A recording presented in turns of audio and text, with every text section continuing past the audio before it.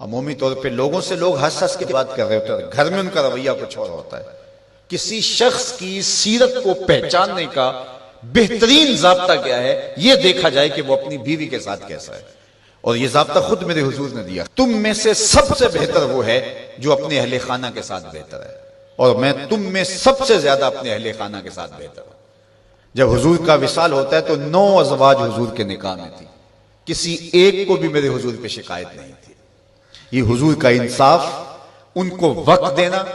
ان کے لیے حضور علیہ السلام کا ایثار اور ان کے لیے حضور کی محبتیں۔ حضرت خدیجہ الکبریٰ رضی اللہ تعالی عنہا کا ذکر کرتے ہیں ان کے وصال کے بعد تو حضور کی آنکھیں چھلک پڑتی ہیں، اور جانور ذبح کرتے ہیں اور گوشت کے ٹکڑے ان کے سہیلیوں کے گھروں بھیجتے ہیں۔ حضرت عائشہ رضی اللہ تعالیٰ عنہ فرماتی ہیں میرا ان سے جو رشتہ تھا تو مجھ سے نہ رہا گیا، میں نے ایک دن کہہ دیا حضور آپ اس بوڑھی عورت کا ذکر نہیں چھوڑتے، بڑھاپے کی وجہ سے جس کے ہونٹوں کے گوشے بھی رنگ بدل گئے تھے۔ تو حضور علیہ السلام کے چہرے پہ جلال آیا، فرمایا عائشہ تم مجھے خدیجہ کے بارے تکلیف نہ دو، جب پورے مکے نے میرا انکار کیا تھا اس نے میرا اقرار کیا تھا، میں اس کا ذکر کیسے چھوڑ سکتا ہوں۔ اور حضرت عائشہ رضی اللہ تعالی عنہا فرماتی ہیں کہ حضور تشریف لائے اور میں آپ خورے میں پانی پی رہی تھی، تو حضور نے مجھے دیکھا تو دور سے کہا عائشہ تھوڑا سا پانی میرے لیے بھی چھوڑنا، تو فرماتی ہیں میں نے پانی چھوڑ دیا، حضور نے میرے ہاتھ سے آب خورا لیا، پینے لگے تو پھر رک گئے اور میرے سے مخاطبہ کرتے ہوئے کہا حمیرہ، یہ حضور لاڈ سے نے کہا کرتے تھے، حمیرہ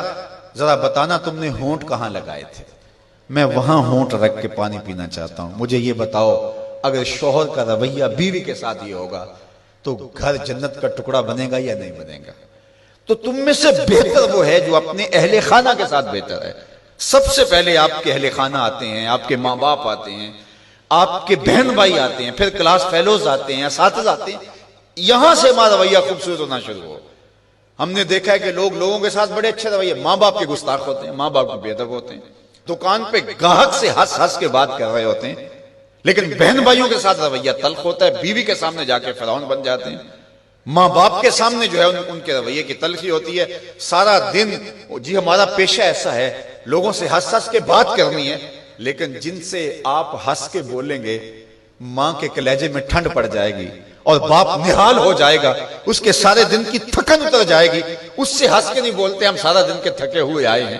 سارا دن کس کس سے ہنس ہنس کے بولتے رہے ہو، یہ تمہارا اخلاق نہیں تھا، یہ تمہاری بناوٹ تھی، یہ تمہارا تصنع تھا۔ جو اخلاق ہے وہ حقیقت میں اس کا روپ نظر آتا ہے اپنے ماں باپ کے ساتھ، اپنی بیوی کے ساتھ، اپنے بچوں کے ساتھ، اپنے کلاس فیلوز کے ساتھ، اپنے دوستوں کے ساتھ، اپنے اساتذہ کے ساتھ۔ اگر تمہارا رویہ ٹھیک ہو گیا تو پھر تمہارا دوسرے لوگوں کے ساتھ رویہ بھی ٹھیک ہے، لیکن اگر ان کے ساتھ رویہ ٹھیک نہیں، دوسروں کے ساتھ رویہ آپ کا اچھا ہے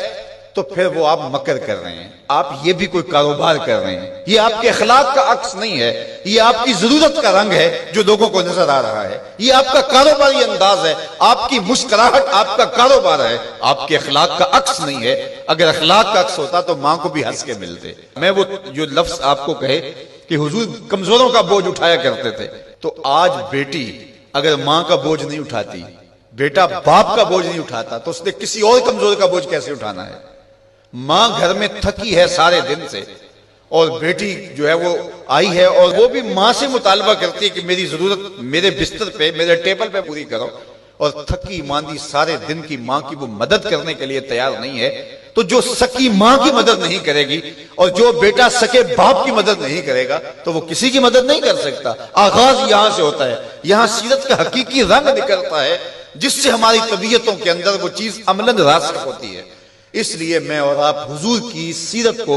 اپنی روح کے اندر اصل طور پہ اتاریں اور وہ ہمارا جزو لا ینفک بن جائے، وہ ہماری فطرت ثانیہ بن جائے، وہ ہماری عادت کا حصہ بن جائے، اور وہ خوشی اور وہ مسکراہٹ جو محض کاروبار کے لیے اور عادت کے لیے نہ ہو بلکہ انسان کی طبع کا حصہ ہو، وہ آپ کے غم غلط کرے گی، وہ آپ کو طمانیت قلب دے گی، وہ آپ کو قرار باطن عطا کرے گی۔ ویسے ہنس ہنس کے بولیں تو وہ ایک مکر ہوگا، اس سے تو جبڑے تھک جائیں گے، اس سے تو جو ہے وہ آپ کو کچھ فائدہ ہونے والا نہیں ہے۔ تو آئیے میں اور آپ اپنے آپ کو حقیقی عملی زندگی کی طرف لے جائیں۔